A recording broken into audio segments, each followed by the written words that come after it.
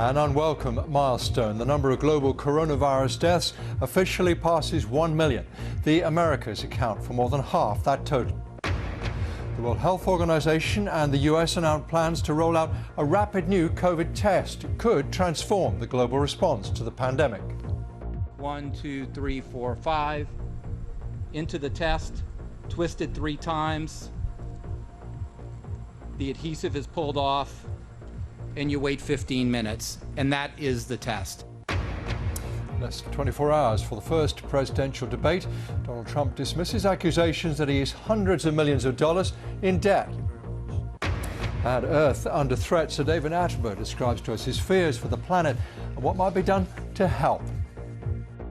Let's start with that breaking news. 1 million deaths at least from the coronavirus have now been recorded worldwide, according to the Johns Hopkins University. Those official figures are likely to be a considerable underestimate, of course, but it is a milestone. The bulk of those have come from the Americas. More than half the total global toll is there. Europe, with a concerning rise in cases over recent weeks, is next worst hit, with almost 250,000 cases. Asia, where the virus first originated, and the Middle East have seen more than 180,000 deaths.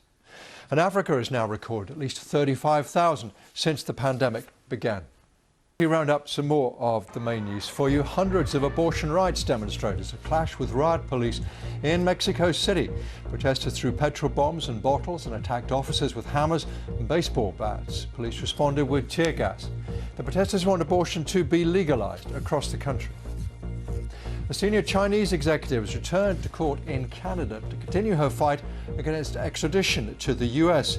Meng Wanzhou, who is chief financial officer of the Chinese tech firm Huawei, was first detained in Vancouver nearly 2 years ago. She's accused of breaking American sanctions on Iran. A legal team argued the case should be thrown out.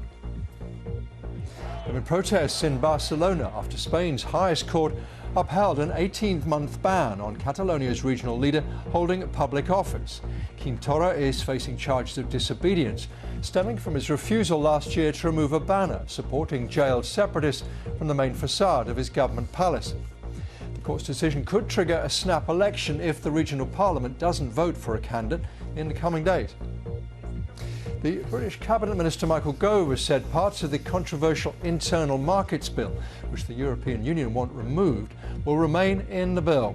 It overrides parts of the Brexit deal signed last year, and ministers have admitted it breaks international law. He described talks in Brussels as constructive.